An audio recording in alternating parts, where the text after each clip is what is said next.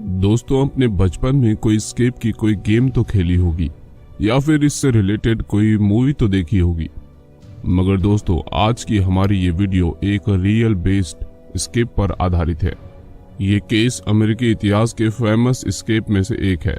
साथ ही ये वो घटना भी है जिसने अमेरिकी पुलिस की कड़ी सुरक्षा के दावों को भी खारिज कर दिया था। तो दोस्तों, ज्यादा समय ना लेते हुए इस वीडियो को शुरू करते हैं। अगर आपने अभी तक ये चैनल सब्सक्राइब नहीं किया तो दोस्तों उस लाल कलर के बटन को दबाकर चैनल को सब्सक्राइब कर लीजिए।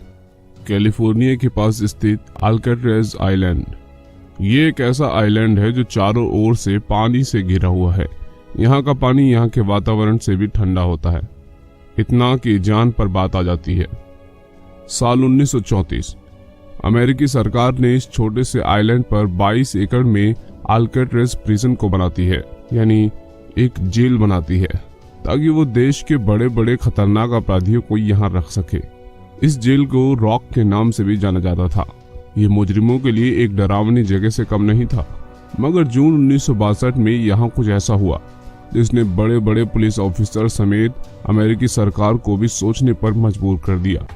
दरअसल यहाँ से 3 कैदी जेल तोड़कर फरार हो चुके थे, और दिलचस्प बात यह थी कि इसकी खबर पूरे आइलैंड पर किसी को ना लग पाई। दोस्तों, आपके मन में भी ये सवाल आ रहा होगा कि आखिर ये कैसे मुमकिन हो पाया।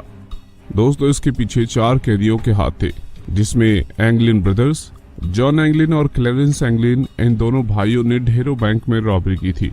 ये उस वक्त के जाने माने चोरों में से एक थे। फ्रैंक मॉरिस, ये भी इन भाइयों की तरह ही एक शातिर चोर था। ये अपनी जिंदगी में 13 साल की उम्र में ही जेल जा चुका था। एलन वेस्ट, दोस्तों ये इन चारों ही अपराधियों में सबसे शातिर था। जेल से भाग निकलने का प्लान भी इसी ने तैयार किया था। ये अपनी जिंदगी में 14 साल की उम्र से ही जेल के चक्कर लगा चुका था। एलन वेस्ट ने सबसे पहले जेल से भागने का प्लान फ्रैंक मॉरिस को 1960 के शुरुआती दिनों में ही बताना शुरू किया। फिर धीरे धीरे इन दोनों ने इस प्लान को एंगलिन ब्रदर्स को बताया, और चारों में इस बात को लेकर सहमति भी बन गई। अब जरूरत थी इस कारनामे को कर दिखाने की। दिन था सितंबर 1961। इन चोरों ने जेल प्रशासन से एक रिक्वेस्ट की कि इन्हें एक ही सेल में रखा जाए, और इनकी इस रिक्वेस्ट को मान भी लिया गया। चारों ही चोर ब्लॉक बी में रहने लगे। फिर इन्होंने धीरे धीरे साबुन, कंक्रीट और ऐसी ही चीजों को इकट्ठा करना शुरू किया। इससे अपनी ही शक्ल का डमी तैयार किया। साथ ही मॉरिस जेल के अंदर बार्बर का भी काम करता था, तो उसने इन डमी पर असली बालों को भी लगा दिया। डमी बना लेने के बाद बारी थी ऐसी जगह ढूंढने की जहां से ये चारों जेल की छत पर पहुंच सके।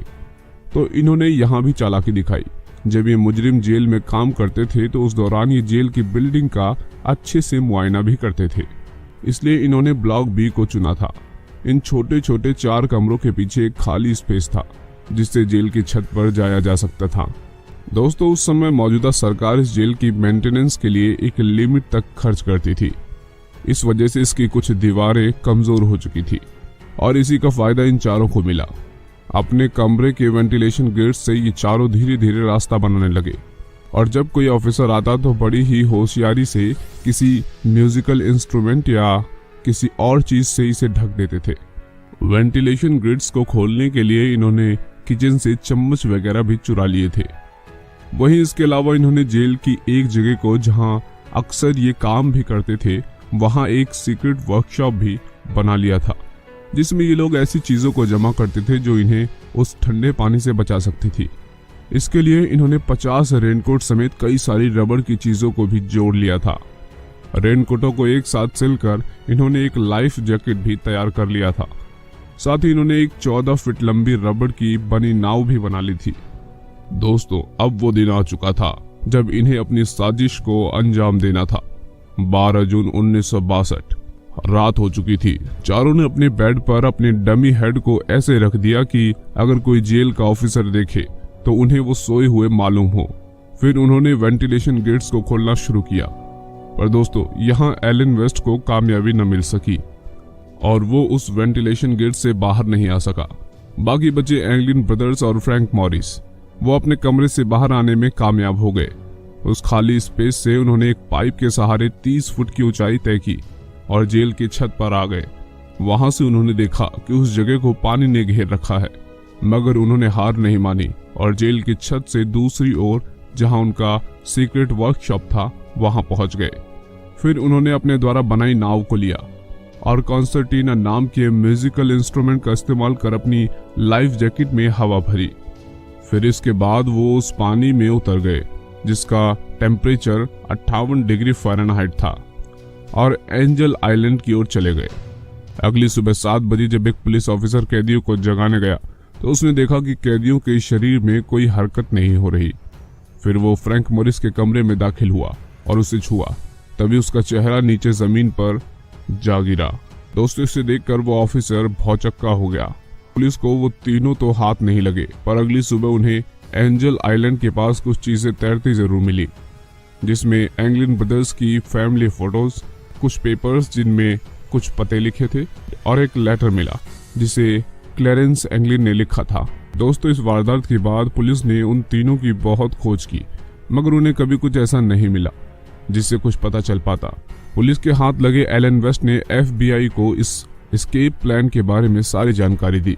उसने बताया कि वो एंजल आइलैंड पहुंचकर एक कार खरीदेंगे, फिर वहां से सैन फ्रांसिस्को जाएंगे। लेकिन दोस्तों, इससे भी पुलिस को कोई सुराग हाथ नहीं लगा। इस घटना के कई सालों बाद तक इन्वेस्टिगेटर्स ने उनके बारे में बहुत कुछ कहा। कुछ का मानना था कि वो एंजल आइलैंड नहीं गए बल्कि सैन फ्रांसिस्को गए थे, तो वहीं कुछ वैज्ञानिकों ने कहा कि इतने ठंडे पानी में उनका सरवाइव कर पाना बहुत मुश्किल है। पर दोस्तों, अगर ऐसा था तो दूर दूर तक समुद्र में खोजने पर भी पुलिस को उनकी लाश क्यों नहीं मिल सकी। खैर, जो भी था, ये अल्काट्राज़ प्रिजन की एक ऐसी घटना थी जिसने वहां की सुरक्षा पर कई सवाल उठा दिए थे। दोस्तों, वीडियो अच्छी लगी हो तो वीडियो को लाइक और शेयर जरूर कीजिए। साथ ही साथ अगर आपने अभी तक इस चैनल को सब्सक्राइब नहीं किया तो उस लाल कलर के बटन को दबाकर चैनल को सब्सक्राइब जरूर कीजिए। पूरी वीडियो में बने रहने के लिए आपका बहुत बहुत धन्यवाद।